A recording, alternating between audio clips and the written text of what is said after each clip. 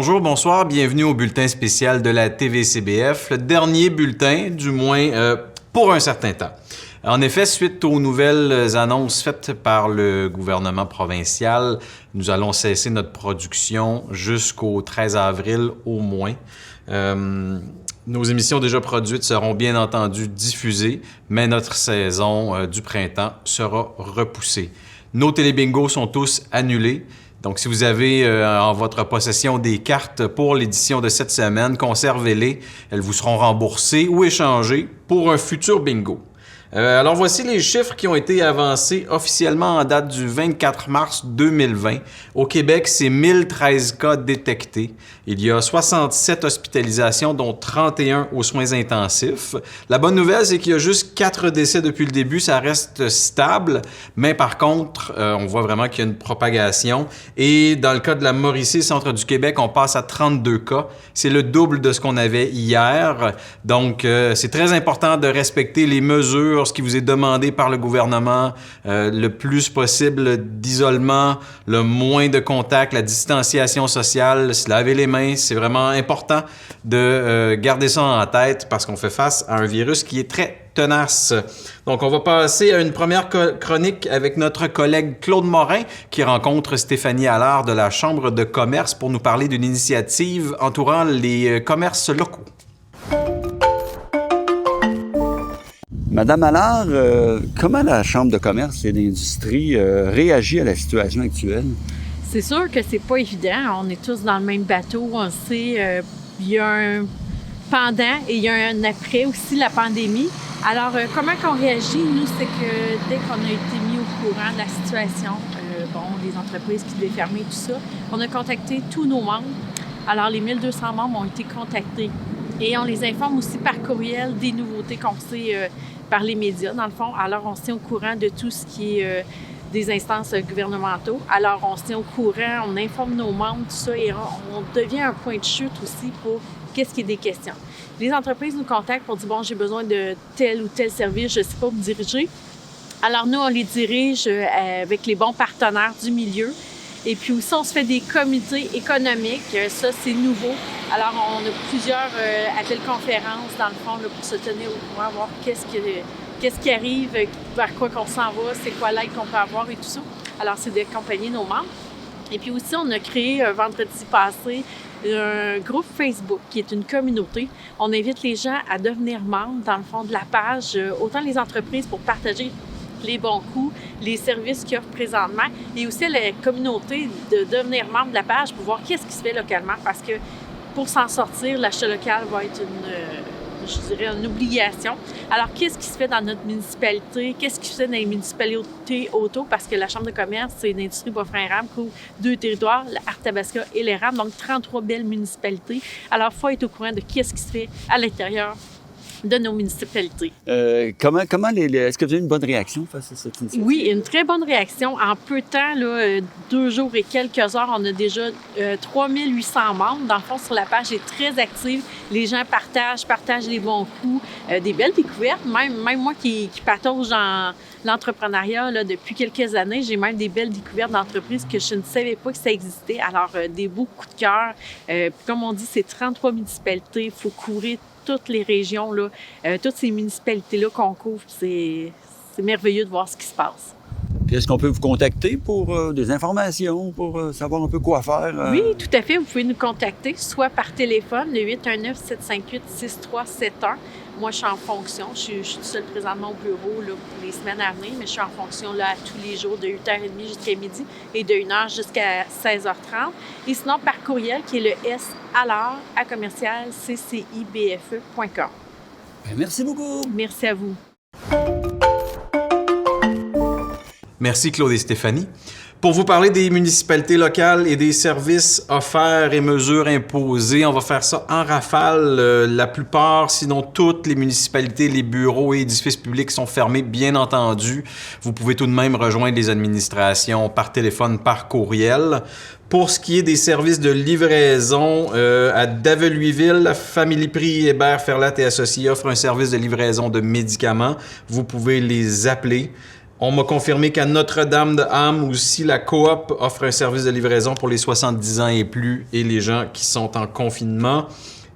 Pour ce qui est de Saint-Martyr canadien, vous pouvez aussi demander à l'épicerie du coin pour une livraison, on offre le service. À Saint-Rémy et à Saint-Norbert, ce sont des services de livraison aussi qui sont offerts, mais par la municipalité.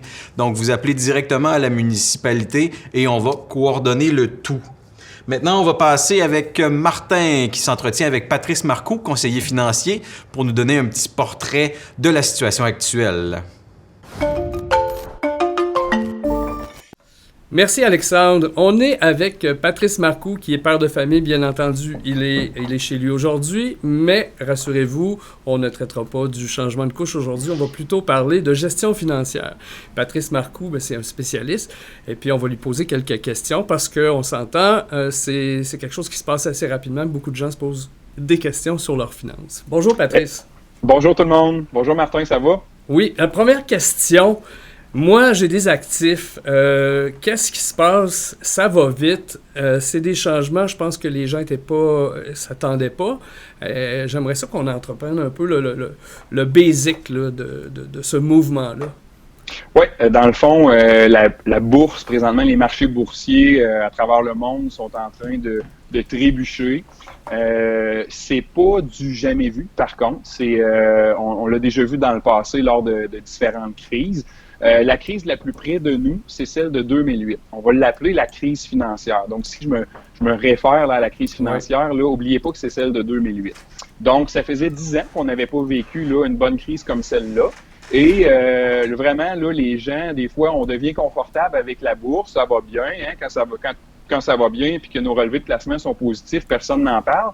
Mais il faut pas oublier que c'est pas toujours le cas. Puis ces temps-ci, on a vraiment une sévère correction ajoutée à ça, là, beaucoup d'incertitudes, puis c'est le mot-clé là, de ce qui se passe actuellement, l'incertitude. C'est pour ça que les marchés vont pas bien. Puis qu'est-ce que tu recommanderais justement à quelqu'un qui est chez lui puis qui panique un peu? Quels seraient les premiers gestes à poser?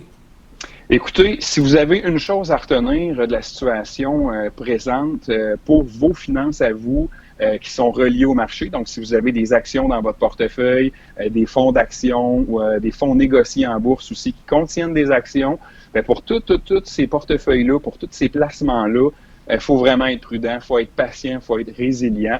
Retenez qu'il est trop tard pour sortir du marché actuellement. Puis pour ceux qui ont de la liquidité, il est peut-être trop tôt pour rembarquer aussi.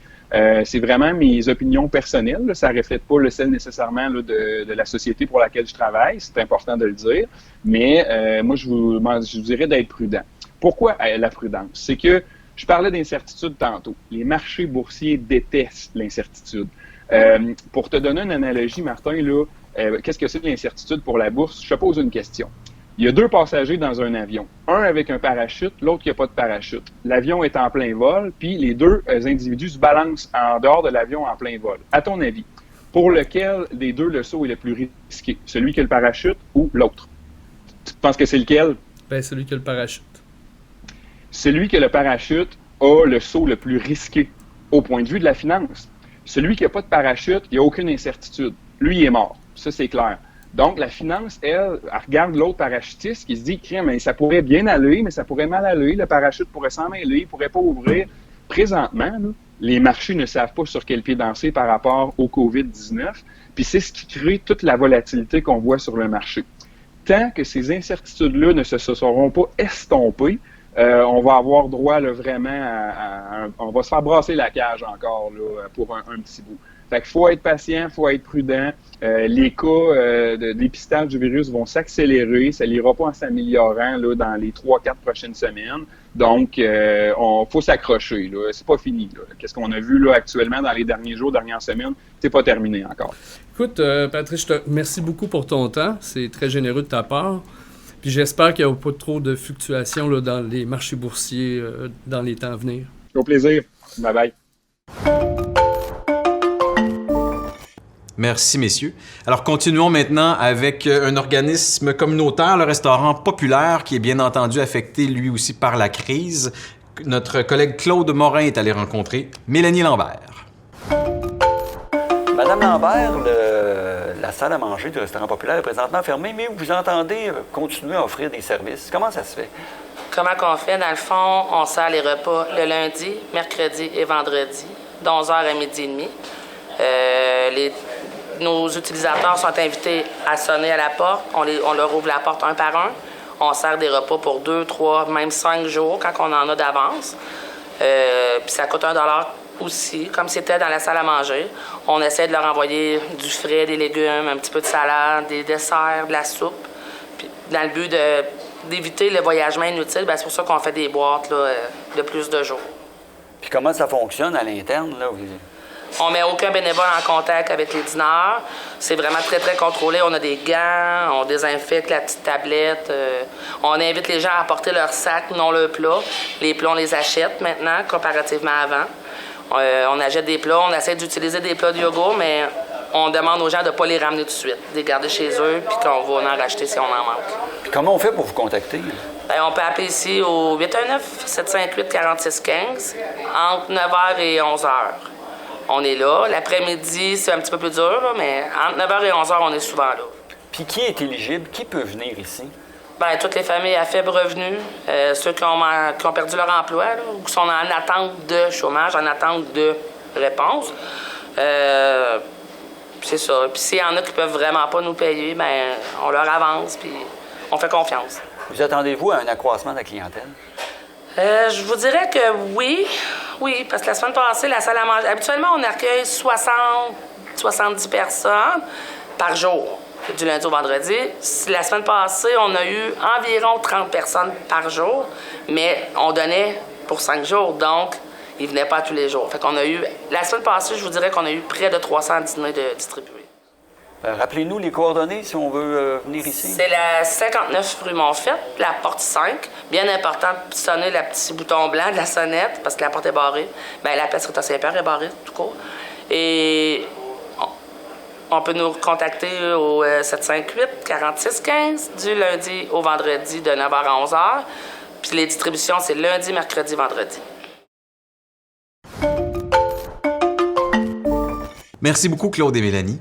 Alors, c'est ce qui conclut cette édition. On vous rappelle ici les numéros de téléphone importants et le site web pour connaître la situation, du moins son portrait au Québec. On vous rappelle aussi de bien appliquer les mesures demandées par le gouvernement. Quant à nous, à la TVCBF, on prend une pause, nous aussi. Alors, notre nouvelle programmation reviendra le plus tôt possible. Vous pouvez aller sur tvcbf.tv pour voir nos émissions passées. D'ici là, merci beaucoup. Prenez soin de vous.